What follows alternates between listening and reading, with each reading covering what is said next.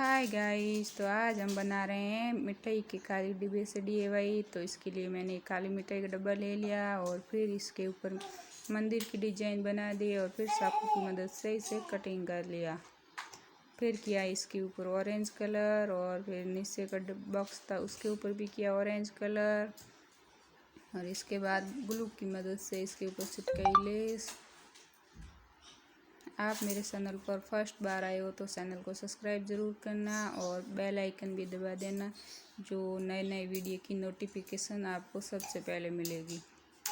तो फिर इसके ऊपर लगा दिया 2 मिरर और फिर बनाएंगे इसके ऊपर पिंक कलर के डॉट बनाकर फिर इसके अंदर रखेंगे एक मूर्ति।